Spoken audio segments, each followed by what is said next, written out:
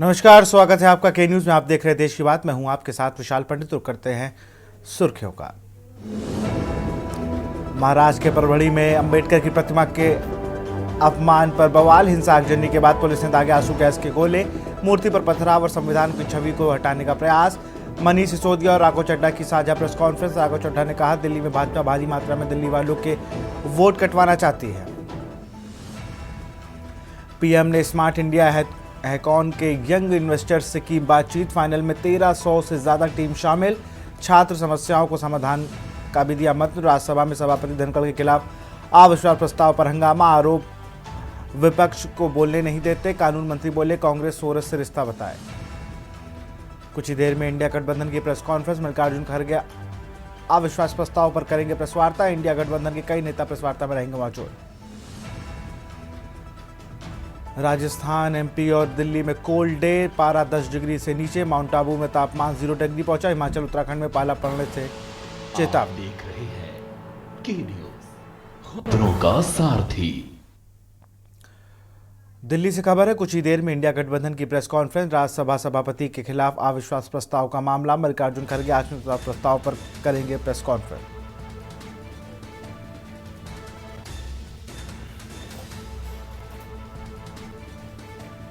मल्लिकार्जुन खड़गे अविश्वास प्रस्ताव पर करेंगे प्रेस वार्ता।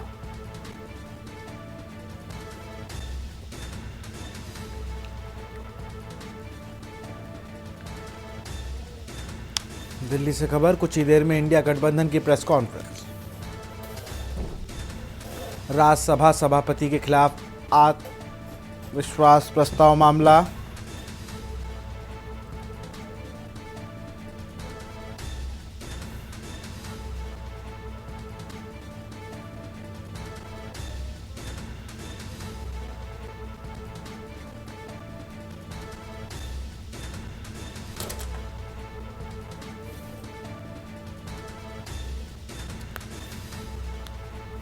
मल्लिकार्जुन खड़गे अविश्वास प्रस्ताव पर करेंगे प्रेस वार्ता।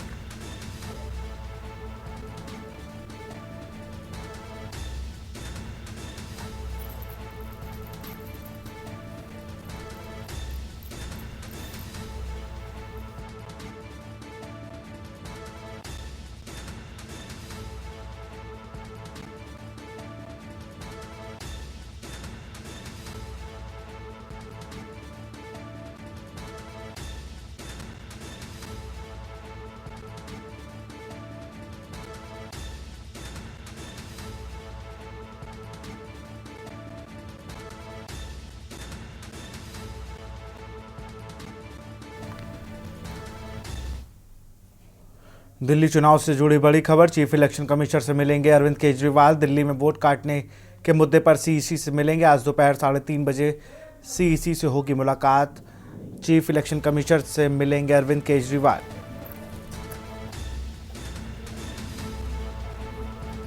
दिल्ली में वोट काटने के मुद्दे पर सीईसी से मिलेंगे। आज दोपहर 3:30 बजे होगी सीईसी से मुलाकात। दिल्ली चुनाव से जुड़ी बड़ी खबर। चीफ इलेक्शन कमिश्नर से मिलेंगे अरविंद केजरीवाल। दिल्ली में वोट काटने के मुद्दे पर सीईसी से मिलेंगे।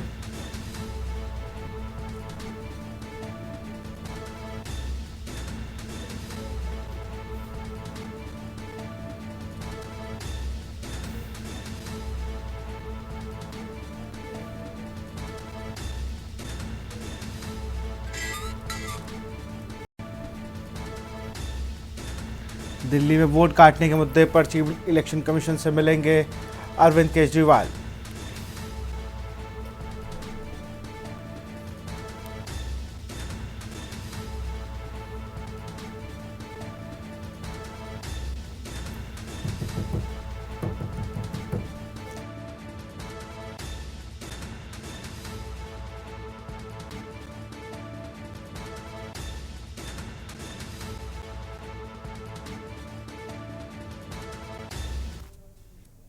और अब बात करेंगे कानून का सवाल, हिंसा और बवाल। महाराष्ट्र के परभणी में हिंसा भड़की है। परभणी में संविधान का अपमान, आक्रोशित लोगों ने जमकर विरोध किया। संविधान के अपमान से आक्रोशित हुए लोग पुलिस ने लाठीचार्ज किया परभणी के कई इलाकों पर आगजनी स्थिति नियंत्रण के लिए आंसू गैस के गोले का भी प्रयोग किया गया है। पुलिस ने दागे आंसू गैस के गोले। आक्रोशित लोगों ने जमकर किया विरोध।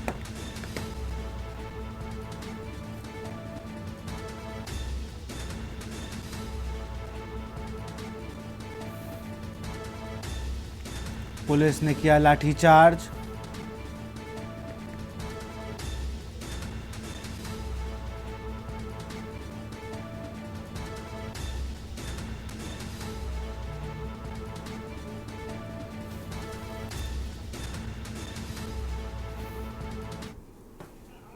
ये वो तस्वीरें हैं जहां पर महाराष्ट्र के परभणी में बवाल हुआ। आक्रोशित लोगों ने जमकर किया है विरोध।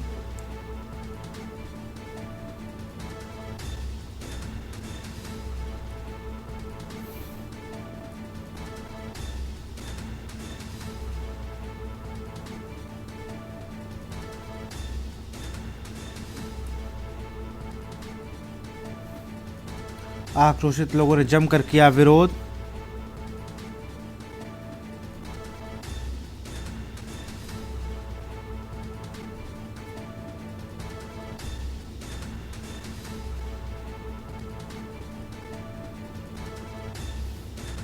परभणी में संविधान का अपमान का आरोप, लोग कर रहे विरोध प्रदर्शन। पुलिस ने भीड़ को काबू करने के लिए आंसू गैस के गोले दागे।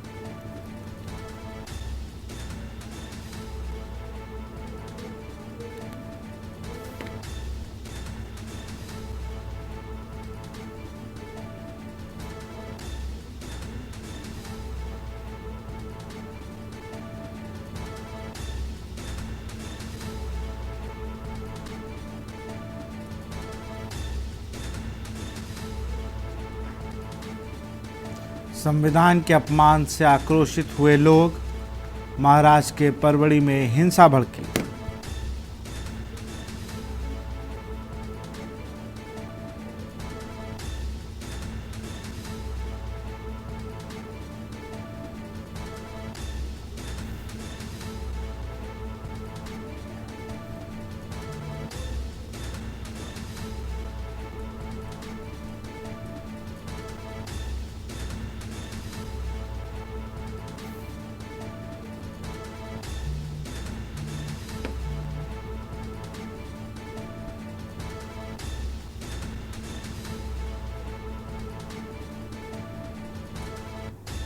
संविधान के अपमान से आक्रोशित हुए लोग।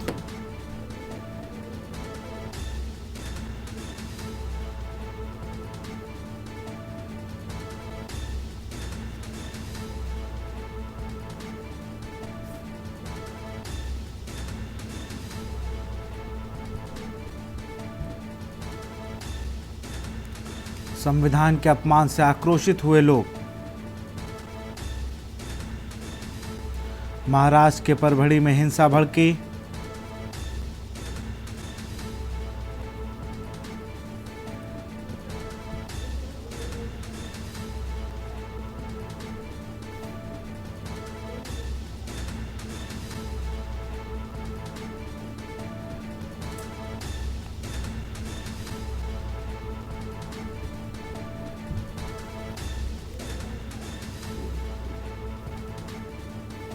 परभणी में संविधान का अपमान।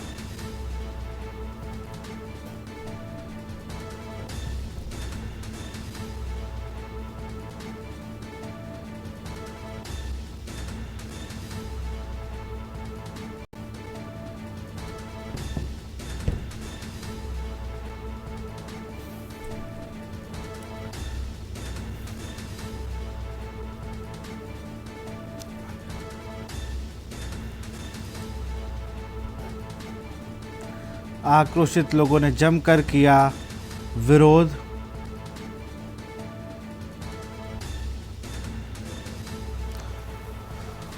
और इसी खबर पर अधिक जानकारी के साथ चंद्रभान मौर्य हमारे साथ जुड़ चुके। चंद्रभान, अगर बात की जाए तो अभी हाल की क्या स्थिति है परभणी में? हेलो जी चंद्रभान, आवाज आ रही है आपको? जी जी जी अभी हाल की क्या स्थिति, वहां पर क्या स्थिति नियंत्रण में है? जी प्रशासन पूरी तरह से सजग है और प्रशासन चाहता था कि जिस व्यक्ति ने संविधान का अपमान किया है उसे गिरफ्तार कर लिया गया है। लोगों को समझाया जा रहा है, लोगों को बताया जा रहा है कि जो इस हरकत जो हुई है वो मानसिक रोगी था। उसे पुलिस प्रशासन अपने हिरासत में लेके लोगों को समझा रही। लेकिन आज जो परभनी बंद का आह्वान सभी जो जय भीम वाले, आरपीआई के कार्यकर्ता, आनंद राज अंबेडकर के कार्यकर्ता, टोटल जो थे संविधान को मानने, उन्होंने आज बंद का आह्वान देने के बावजूद लोग बाहर आके उसको सजा देने की बात कर रहे थे अंबेडकर चौक पे आके। अगर बात की जाए तो एकदम से ये कैसे हिंसा भड़क गई, क्योंकि जिस तरीके से आरपीआई ने और तमाम संगठनों ने आज बंद का ऐलान जरूर किया था, लेकिन हिंसा भड़कने के पीछे का क्या कारण है? लोगों ने हिंसा भड़की इसके लिए कि पुलिस ने तो सही समय पे उस व्यक्ति को पकड़ लिया था जिसने संविधान का अपमान किया था। लेकिन लोगों का कहना था कि उसे कड़ी से कड़ी सजा होनी चाहिए। उसे पुलिस रक्षण में लेके जाते हुए भी लोगों ने उसकी पिटाई की, लोगों ने उसकी इतनी पिटाई की, पुलिस उसे अगर बचाव ना करती तो मेरे ख्याल से आज भीड़ उसे वहीं सजा देने के पूरी तैयारी में थे। किसी भी तरह उसे बख्शना नहीं चाहते थे और उनका कहना था कि पुलिस प्रशासन ढिलाई बरत रही है, इसके लिए लोगों को अपना गुस्सा उतारना था। और अगर चंद्रभान देखा जाए तो अभी जो स्थिति है वो अभी फिलहाल नियंत्रण लगेगी। कुछ तस्वीरें और भी हम अपने दर्शकों को दिखाएंगे कि किस तरीके से जहाँ पे आगजनी की गई है वहाँ पर अब वाटर कैनन का इस्तेमाल करके उन आग को बुझाया जाए। लेकिन बड़ा सवाल ये है कि हिंसा के पीछे का और कोई कारण था क्या? जो व्यक्ति गिरफ्तार हुआ है उसने कुछ कही है, उसने कुछ बातें बताई हैं पुलिस को? नहीं, पुलिस ने जब उसे गिरफ्तार किया उसके घर वालों से पूछताछ की। उनके घर वालों का कहना है कि वो मानसिक रोगी था और मानसिक बीमारी थी उसको, इस तरीके से उसके घर वालों ने बताया। लेकिन पुलिस उसका मेडिकल करवा रही है। पुलिस पूरी तरह चाक चौबंद है। वो नहीं चाहती कि किसी तरीके का लोगों के बीचों में भ्रम हुए। बिल्कुल, बहुत बहुत शुक्रिया चंद्रभान, आप इस खबर पर नज़र बनाए रहे हैं। बहुत बहुत शुक्रिया हमें तमाम जानकारी देने के लिए। तो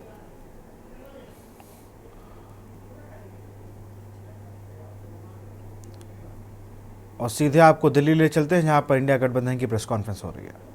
नहीं लाया गया क्योंकि वो हमेशा निष्पक्ष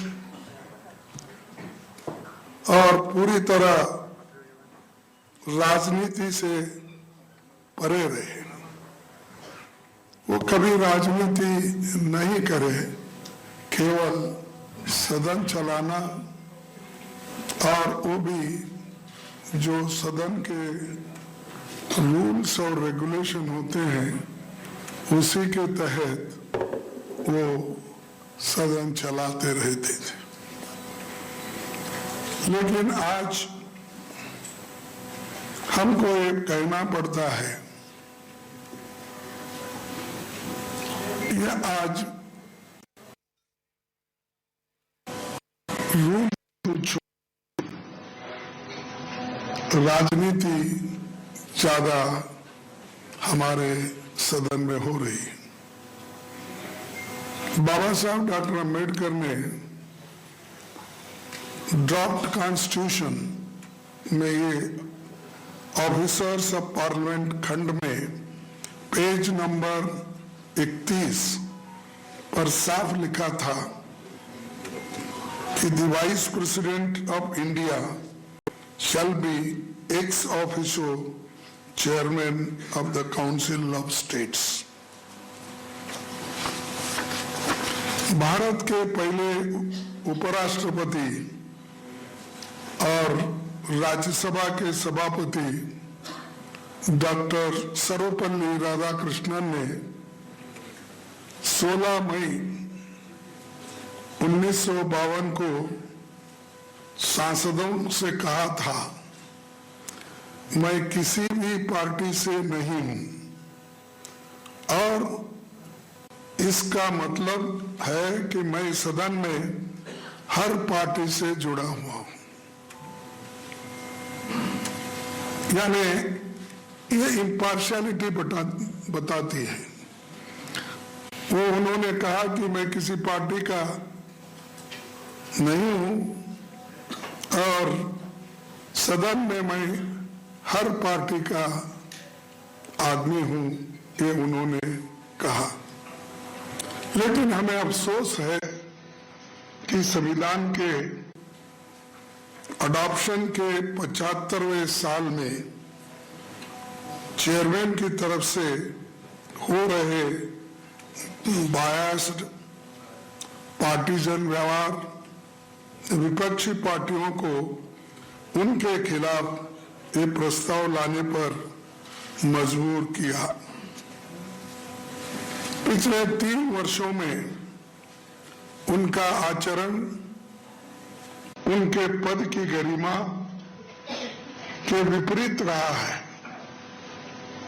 कभी वे सरकार के तारीफ में कसीदे पढ़ने लगते हैं, कभी खुद को आरएसएस का एकलव्य बताने लगते हैं।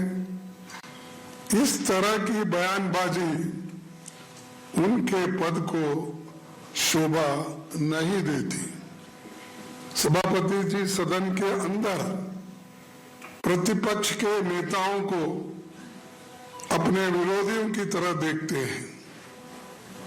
सीनियर जूनियर कोई भी हो, दोनों सदनों के विपक्षी नेताओं पर आपत्तिजनक टिप्पणियां कर उन्हें अपमानित भी करते हैं। सदन में वास्ट एक्सपीरियंस वाले कई नेता हैं, कई प्रोफेसर्स हैं, डॉक्टर्स हैं, इंजीनियर्स हैं, राइटर्स हैं। एक फील्ड में काम करके इस उनका और कई सालों से वो बार मंत्री भी पहले स्टेट में रह चुके हैं। 40 वर्षों का लेजिस्लेटिव अनुभव रहा है। ऐसे नेताओं की भी सभापति जी हेडमास्टर की तरह स्कूलिंग करते हैं, उनको प्रवचन सुनाते हैं और अपोजिशन पार्टी के लोग या नेता लोग 5 मिनट बोले तो 10 मिनट उनका भाषण खुद ही होता है। तो आप जर्नलिस्ट हैं, आप लोग सभी विद्वान हैं, इंटेलेक्चुअल है। हाँ, आप सबको मालूम है, आप टीवी में भी देखते हो, अंदर आने का अगर आपको प्रवेश मना उन्होंने पहले से किया है तो कम से कम आप सुनते तो हो। तो मैं ये कहना चाहता हूं, संसद में विपक्षी की तरफ से रूल्स के तहत जो भी महत्वपूर्ण विषय उठाए जाते हैं उन पर चेयरमैन प्लान्ड तरीके से संवाद, बहस, वाद विवाद नहीं होने देते। बार बार विपक्षी नेताओं को बोलने से रोका जाता है। उनकी निष्ठा संविधान और संवैधानिक परंपराओं की जगह सत्ताधारी दल के लिए है। वे अपनी अगली प्रमोशन के लिए सरकार के स्पोक्स पर्सन बनकर काम कर रहे हैं, ऐसा हमें दिख रहा है। मुझे ये कहते हुए कोई संकोच,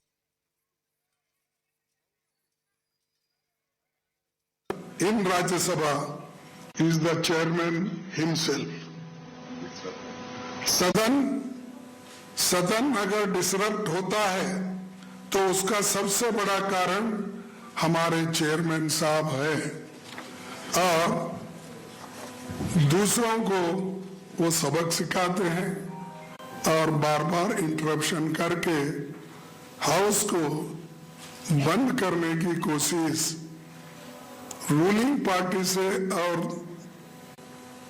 चेयरमैन साहब की तरफ से ज्यादा होता है, अपोजिशन पार्टी से कम होता है। ये आप इस सेशन में खुद देख रहे हो। नॉर्मली विपक्ष चेयर से प्रोटेक्शन मांगता है, वही विपक्ष का संरक्षक होता है। पर अगर खुद सभापति सत्ता पक्ष और प्रधानमंत्री का खुला गुणगान कर रहे हो तो विपक्ष की कौन सुनेगा। इसके लिए तो वही कहावत कही जा सकती है, बाड़ी खेत को खा रही है। और हमारे कन्नड़ा में कहते हैं कि बेली ने ಹೊಲ ಮೈದ್ರೆ ಯಾರಿಗೆ ಹೇಳಬೇಕು, यानी खुद फेंस लगाते क्रॉप को प्रोटेक्शन करने के लिए, अगर वो फेंस ही खाने लगा तो रक्षा कहां से मिलने वाली है। तो ऐसा हम जो सब प्रोटेक्शन मांगते हैं उनसे, अब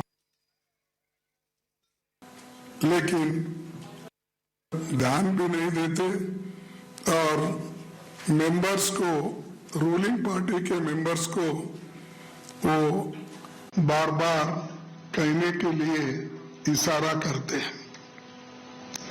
जब भी विपक्ष सरकार से सवाल पूछता है तो मंत्रियों के जवाब देने से पहले ही चेयरमैन खुद सरकार की ढाल बनकर खड़े होते हैं।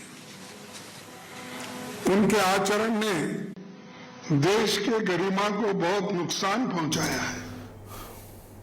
यहाँ रुकते एक छोटे से ब्रेक के लिए। आप देख रहे हैं के न्यूज, खबरों का सारथी। ब्रेक के बाद आपका स्वागत है। दिल्ली से खबर है, मनीष सिसोदिया राघव चड्ढा की प्रेस कॉन्फ्रेंस। साझा प्रेस कॉन्फ्रेंस में बीजेपी पर साधा निशाना। दिल्ली से खबर, मनीष सिसोदिया राघव चड्ढा की प्रेस कॉन्फ्रेंस। साझा प्रेस कॉन्फ्रेंस में बीजेपी पर साधा निशाना। दिल्ली में बीजेपी दिल्ली वालों के वोट कटवा देना चाहती है।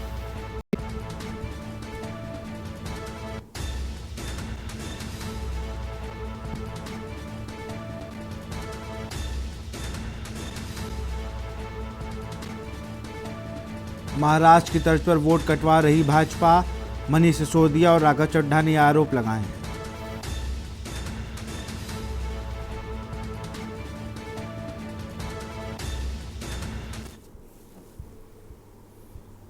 भारतीय जनता पार्टी की एक बहुत बड़ी साजिश का पर्दाफाश करने के लिए आपके सामने आए हैं कि किस तरह से भारतीय जनता पार्टी दिल्ली में लोकतंत्र, संविधान सबको खत्म करने पे तुली हुई है, चुनाव प्रक्रिया को एक मजाक बनाने पे तुली हुई है।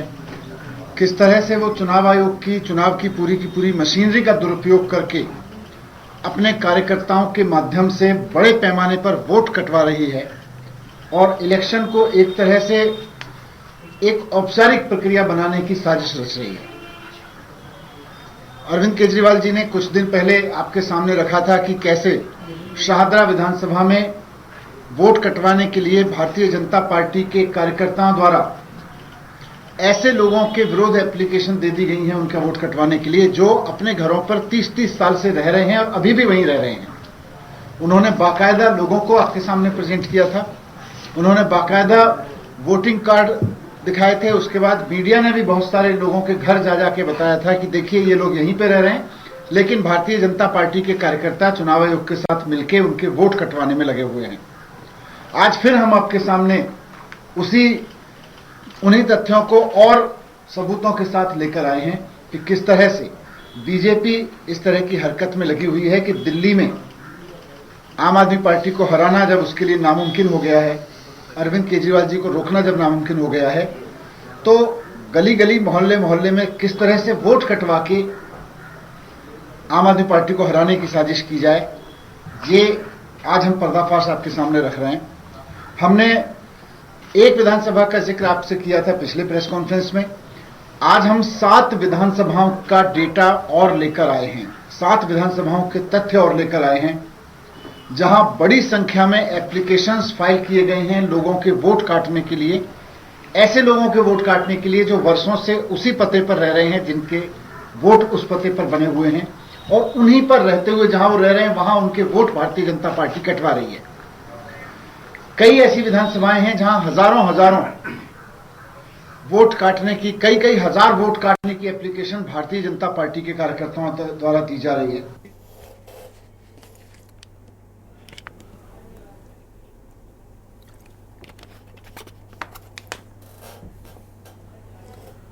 और इसी खबर पर एक जानकारी के साथ हमारे विशेष संवाददाता अखिलेश सिंह जुड़ चुके हैं। अखिलेश, एक बड़ा आरोप लगाया है आम आदमी पार्टी ने।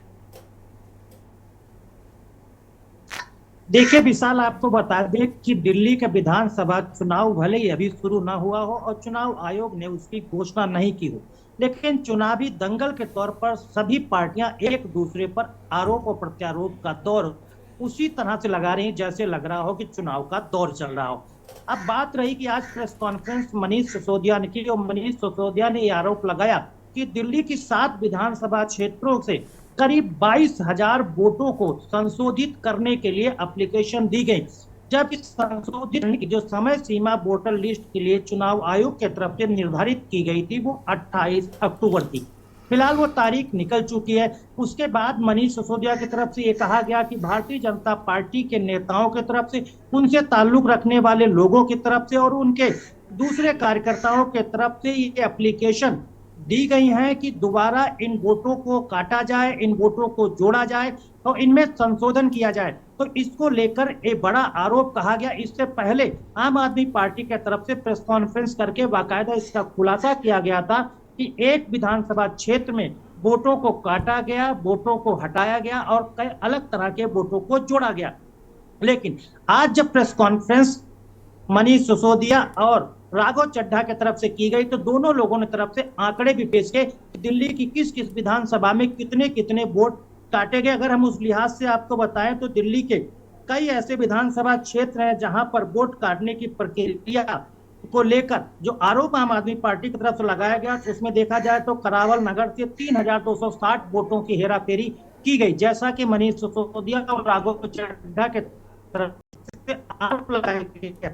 वहीं दूसरा आ जाए तो तुगलकाबाद में 4,116, इसी तरह से अगर बात की जाए मुस्तफाबाद राजौरी गार्डन तो यहाँ भी कहीं 3,000, कहीं 4,000, कहीं 4,500, कहीं 2,500, ऐसे मिला के कुल 7 विधानसभा क्षेत्रों से करीब 22,500 कुछ वोटों की हेराफेरी का आरोप आज प्रेस कॉन्फ्रेंस करके आम आदमी पार्टी के राज्यसभा सांसद राघव चड्ढा और दिल्ली आम आदमी पार्टी के नेता और दिल्ली सरकार के पूर्व उप मुख्यमंत्री मनीष सिसोदिया की तरफ से लगाया गया कि ये कर रहे हैं। वहीं उनके तरफ से ये भी कहा गया है, इसके लिए उनके तरफ से आम आदमी पार्टी ने चुनाव आयोग से आज समय मांगा है कि वो राष्ट्रीय संयोजक अरविंद केजरीवाल चुनाव आयोग के मुख्य आयुक्त से मिलना चाहते हैं और वो इन्हीं डाटों को, जितने भी डाटा आज खुलासा मनीष सिसोदिया और राघव चड्ढा की प्रेस कॉन्फ्रेंस में किए गए हैं, उन सभी कागज को लेकर अरविंद केजरीवाल चुनाव आयुक्त के पास जाएंगे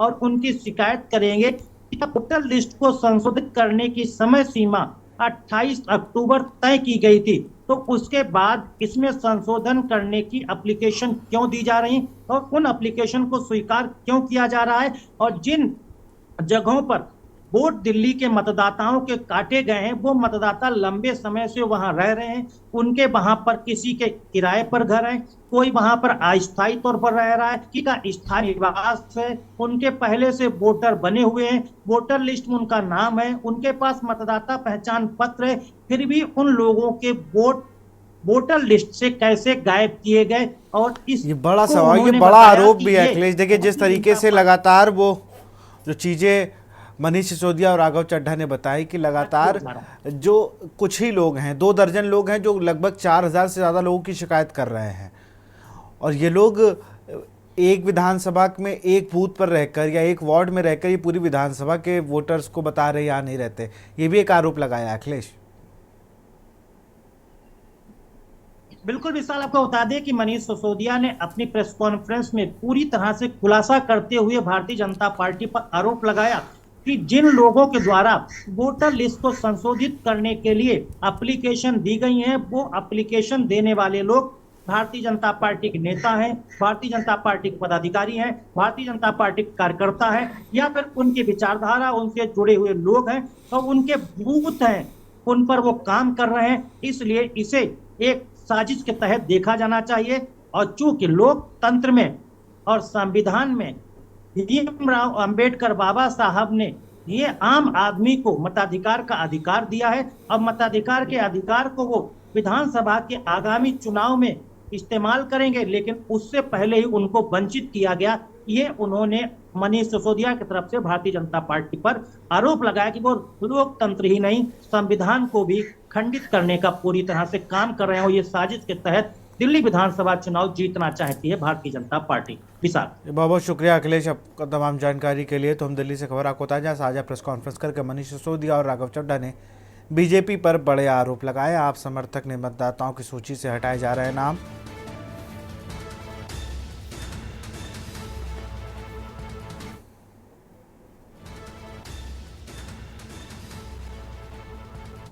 दिल्ली से खबर है, मनीष सिसोदिया को सुप्रीम कोर्ट से बड़ी राहत। सुप्रीम कोर्ट से सिसोदिया को जमानत की शर्तों में छूट मिली। एजेंसी के सामने अब हफ्ते में 2 बार पेश नहीं होना होगा। सुप्रीम कोर्ट से मनीष सिसोदिया को जमानत की शर्तों में छूट। एजेंसी के सामने अब हफ्ते में 2 बार पेश नहीं होना होगा। सिसोदिया ने याचिका दायर कर शर्तों में छूट की मांग की थी। सुप्रीम कोर्ट ने सिसोदिया को जमानत की शर्तों में छूट दी। मनीष को नियमित रूप से मुकदमे में भाग लेना होगा।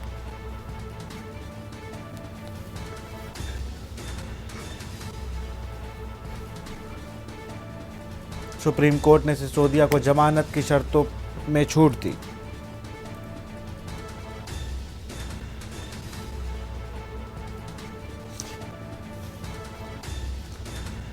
दिल्ली से खबर, मनीष सिसोदिया को सुप्रीम कोर्ट से बड़ी राहत। दिल्ली से खबर है, राहुल गांधी का संसद सत्र चलने पर बयान। बड़ा बयान, चर्चा से बचने को लेकर सरकार स्थगित कर रही सदन। दिल्ली से खबर, राहुल गांधी का बड़ा बयान, चर्चा से बचने को सरकार स्थगित कर रही है सदन। सरकार अडानी मामले पर चर्चा नहीं करना चाहती, राहुल गांधी ने आरोप लगाया। उल्टे सीधे आरोप में हम उकसावे में नहीं आएंगे। सरकार अडानी मामले पर चर्चा नहीं करना चाहती।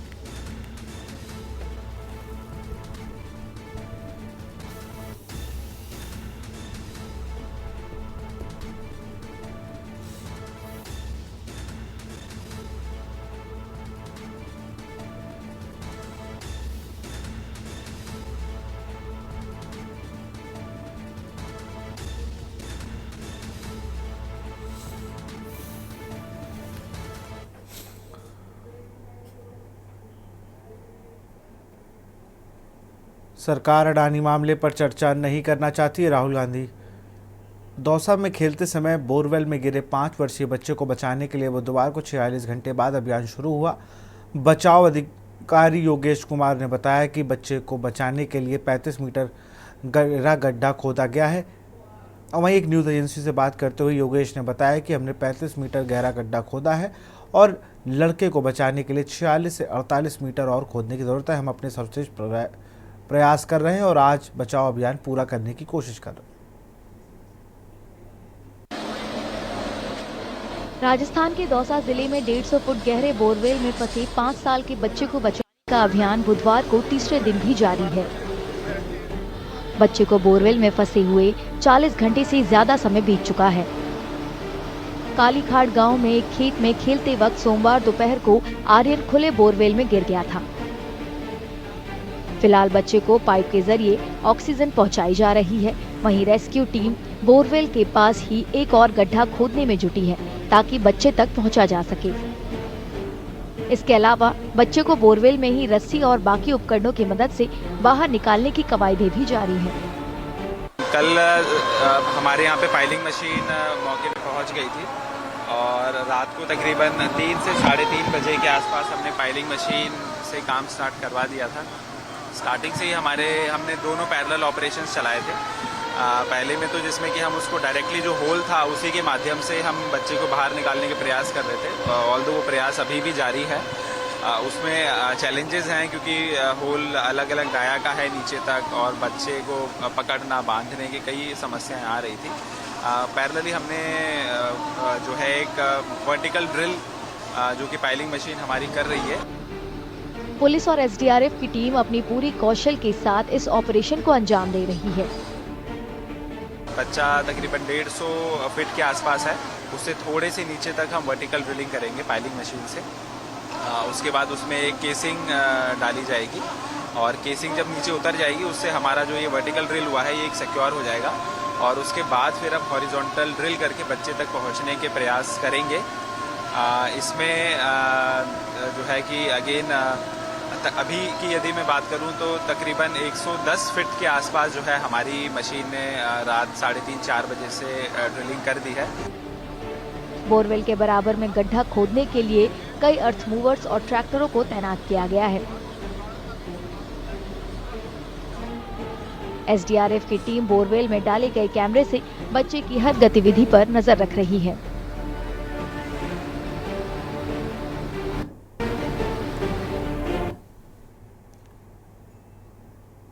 लखनऊ से खबर है, विभिन्न ऊर्जा संघ की केंद्रीय कमेटी की बैठक आज। कोऑर्डिनेशन कमेटी व एम्प्लॉयज एंड इंजीनियर्स की होगी बैठक। लखनऊ से खबर, विभिन्न ऊर्जा संघ की कमेटियों की बैठक आज। कोऑर्डिनेटर्स कमेटी और एम्प्लॉयज एंड इंजीनियर्स की होगी बैठक।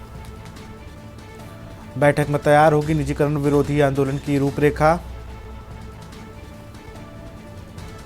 कुछ ही देर में होगी नेशनल कोऑर्डिनेशन कमेटी की प्रेस कॉन्फ्रेंस। कोऑर्डिनेशन कमेटी व एम्प्लॉयमेंट एंड इंजीनियर्स की भी होगी बैठक। बैठक में तैयार होगी निजीकरण विरोधी आंदोलन की रूपरेखा। कुछ ही देर में होगी नेशनल कोऑर्डिनेशन कमेटी की पीसी। निजीकरण के विरोध में आंदोलन का हो सकता है ऐलान। बुलंदशहर से खबर है, हत्या आरोपी की जिला जेल में संदिग्ध मौत। जेल प्रशासन का हृदय गति रुकने से मौत का दावा। परिवार के लोगों ने खड़े किए मौत पर सवाल। जेल प्रशासन का हृदय गति रुकने से मौत होने का दावा।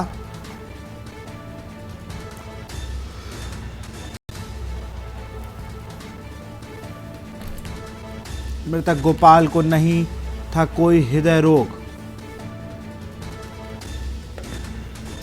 परिवार के लोगों ने खड़े किए मौत होने पर सवाल।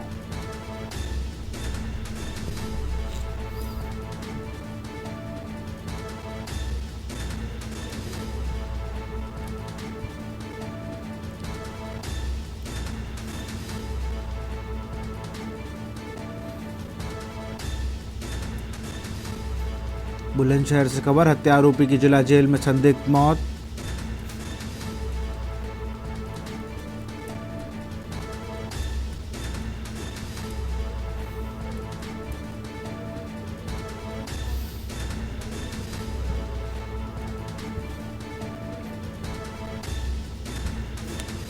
मृतक गोपाल को नहीं था हृदय रोग, ये ऐसा घरवाले कह रहे हैं। परिवार के लोगों ने मौत पर सवाल खड़े किए।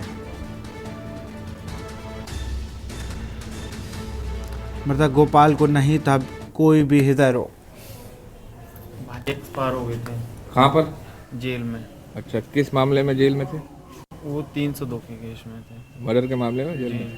तो क्या बताया वहाँ के लोगों ने? सर अभी हमें ये पता चला है, रात कॉल आई थी तो पहले 1 मिनट पहले आई थी कि वो बहुत ज़्यादा बीमार हैं। फिर उसके 2 मिनट बाद कॉल आई कि वो एक्सपायर हो गए। अच्छा, क्या बताया उन्होंने? अटैक की बताए थे। अच्छा, आपको क्या लग रहा? सर ऐसा अटैक अब से पहले तो कभी ऐसा कुछ हुआ नहीं था। अभी कोई बीमारी नहीं थी? नहीं, पहले कोई ऐसी बीमारी। क्या नाम है इनका? गोपाल सिंह। कितनी उम्र हो गई? 38 साल। लखनऊ से खबर है, यूपी के मदरसे से जुड़े लोगों का प्रांतीय सम्मेलन में शामिल हुए अल्पसंख्यक मंत्री ओपी राजभर। मदरसा शिक्षा की समस्याओं को राजभर ने सुना। समस्याओं को हल करने का राजभर ने दिया आश्वासन। फाजिल कामिल की डिग्री वेतन की समस्या सुलझाने का आश्वासन। यूपी भर में सम्मेलन में शामिल हुए मदरसा शिक्षक। लखनऊ के इंदिरा गांधी प्रतिष्ठान में हो रहा सम्मेलन।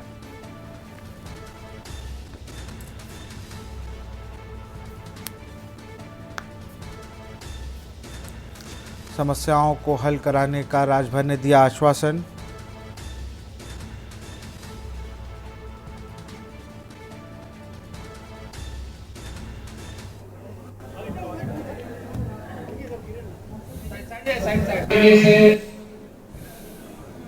गुलदस्तों के जरिए से माननीय मंत्री जी का और मंत्री आज हुए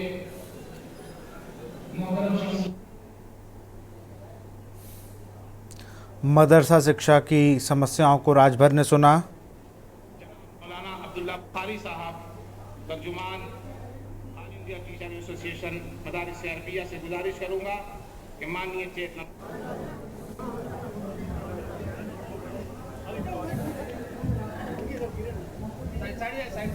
से गुलदस्तों के जरिए से माननीय मंत्री जी का और मंत्री जी कि आज जो बैठक लोगों से सुप्रीम कोर्ट के फैसले के बाद लोगों से सुझाव मांगे जा रहे हैं कि मदरसे में बेहतरी के लिए क्या किया जाए, कैसे किया जाए, उस पर सुझाव लोगों से मांगे गए हैं। जो दिक्कत है अल्पसंख्यक समाज को, वो अपनी बीमारी बतावे तो हम अपने जो अधिकारी हैं, हमारे डायरेक्टर हैं, एसीएस हैं, विशेष सचिव हैं, हम उनसे वार्ता करके हम मुख्यमंत्री से मिल करके उसको निदान कराने का प्रयास करें, क्योंकि विभाग मेरे पास है। रायबरेली से खबर है। रायबरेली दौरे पर महिला आयोग उपाध्यक्ष अपर्णा यादव, जिला स्तरीय चिकित्सालय का किया निरीक्षण। मरीजों व तीमारदारों से अपर्णा यादव ने की बातचीत। जिला महिला चिकित्सालय का किया निरीक्षण।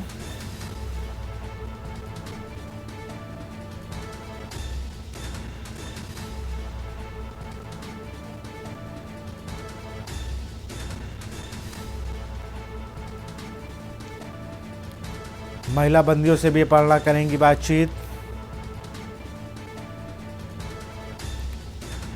आंगनवाड़ी केंद्र का भी करेंगी निरीक्षण।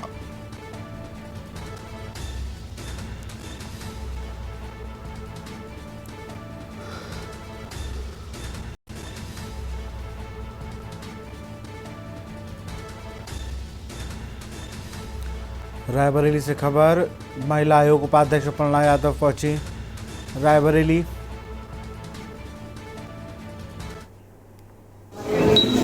आज मैं यहाँ पर आयोग की तरफ से आई हूँ। निरीक्षण का मेरा यह शेड्यूल लगा है यहाँ रायबरेली का, और मैं यहाँ पर जिला अस्पताल जो है, अपनी महिला जेल और वन स्टॉप सेंटर आदरणीय प्रधानमंत्री जी के तहत जो बनवाया गया है उसका निरीक्षण करने आई हूँ, और अपने सभी जो हमारे मंत्रालय के सभी ऑफिसर्स हैं उनके साथ में समीक्षा की मीटिंग करूँगी। मैम, महिला अस्पताल में क्या खामियां नजर आई, किन चीज़ों में बदलाव किया जा सकता है, क्या निर्देश दिए गए आपकी तरफ से? अभी तो मेरा राउंड चल ही रहा है, आप लोगों ने पहले ही ले लिया बाइट मुझे लग रहा है, पर ये है कि जो भी होगा मैं जो अधीक्षिका हैं उनको बता दूँगी। लखनऊ से खबर है, एलडीए में कंपाउंड सेल का रास्ता हुआ साफ। उपाध्यक्ष प्रथमेश कुमार ने कंपाउंड सेल कमेटी की भंग। 4 सदस्यीय कमेटी में आमजन को काटने पड़ते थे चक्कर। जोन के विविध पदाधिकारियों को मिला सील खोलने का पावर। 4 सदस्यों की कमेटी में आमजन को काटने पड़ते थे चक्कर।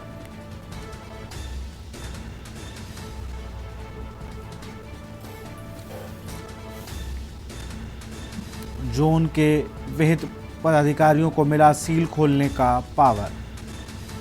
प्राधिकरण उपाध्यक्ष के फैसले से मिल सकेगी सहूलियत। समन कराने वाले निर्माणकर्ता उपाध्यक्ष प्रथमेश कुमार के फैसले की हो रही प्रशंसा। लखनऊ से खबर, एलडीए में कंपाउंड सेल का रास्ता हुआ साफ। श्रावस्ती से खबर, तालाब में युवक के डूबने की आशंका। सूचना पर पहुंची पुलिस युवक की कर रही तलाश। डूबे युवक के परिजनों को रो रो कर बुरा हाल। श्रावस्ती से खबर, तालाब में युवक के डूबने की खबर। सूचना पर पहुंची पुलिस युवक की कर रही तलाश।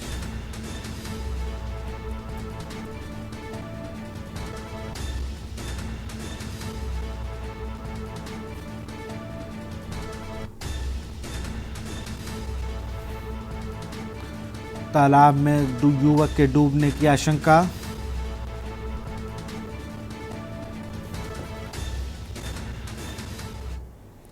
और इसी बीच लखनऊ से खबर आ रही है। खबर लखनऊ से है।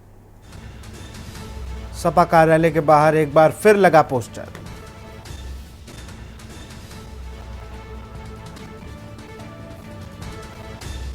सरकार की नाकामियों को लेकर लगाया गया पोस्टर। यूपी की शिक्षा व्यवस्था के बदहाल व्यवस्था का भी जिक्र।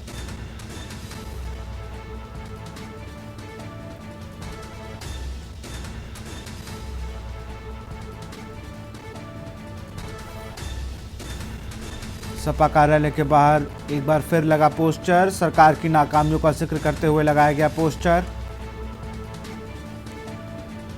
यूपी की शिक्षा व्यवस्था के बदहाल व्यवस्था का भी जिक्र। सपा नेता शौकत अली ने कार्यालय के बाहर लगाया पोस्टर। ये वो पोस्टर है जहां लिखा है पढ़ाई में पिछड़ा उत्तर प्रदेश, 7 लाख बच्चे स्कूल से दूर। और एक उसमें बाकायदा न कटे फिर भी स्कूल से क्यों हटे, समाजवादी सोच जुड़ेंगे, पढ़ेंगे आगे बढ़ेंगे। ये नारों के साथ एक नया पोस्टर लगा दिया गया है।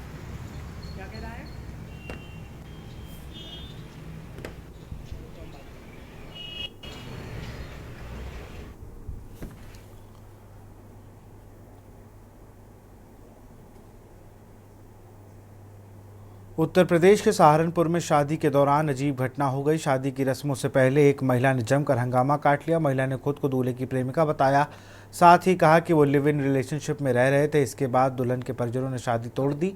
सहारनपुर के थाना गागलहेड़ी क्षेत्र के दूल्हे की शादी समारोह के दौरान अचानक उसकी प्रेमिका जो केरल से आई उसने हंगामा कर दिया। दूल्हा जो शेरपुरा गाँव का निवासी है अपनी बारात लेकर गागलहेड़ी पहुंचा हुआ था। प्रेमिका ने पहुंचकर शादी रुकवा दी, जिसका वीडियो सोशल मीडिया पर खूब तेजी से वायरल हो रहा है।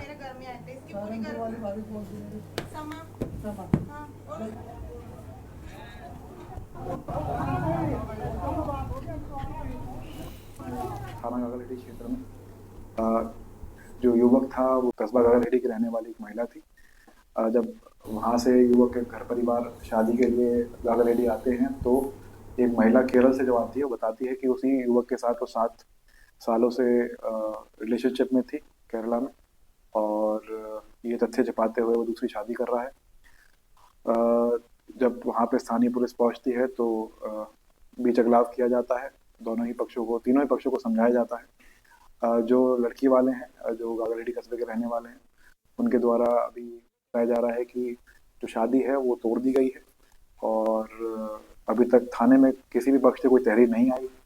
पुलिस फिर भी सतर्क निगरानी रखी हुई है। जैसे ही कोई किसी पक्ष तहरीर आती है तो तथ्यों के आधार पर विधिक कार्रवाई की जाएगी।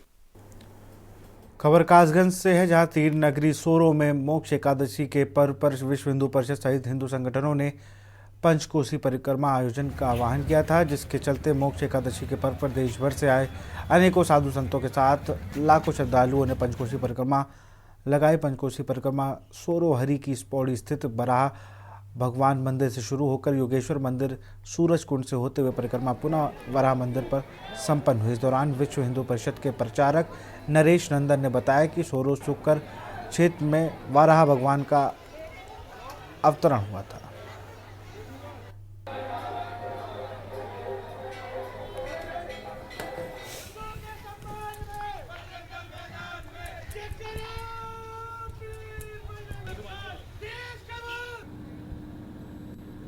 सही करिए, लगवा दीजिए।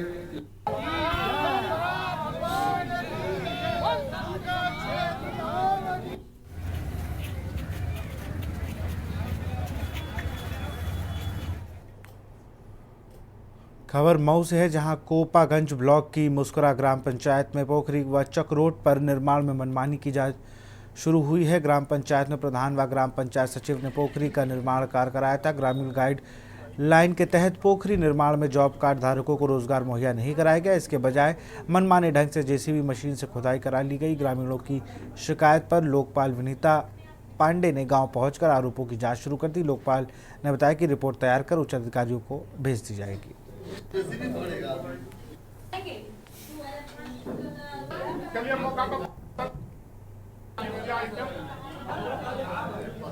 आज मुस्कुरा गांव विकास खंड कोपागंज में मनरेगा से संबंधित जो पोखरी की खुदाई प्रधान जी ने करवाया था, तो कुछ ग्रामीण उस पे उन लोग का ऑब्जेक्शन था कि कराया गया है, तो उसका ही कंप्लेन मेरे कार्यालय में लिखित रूप में पड़ा था।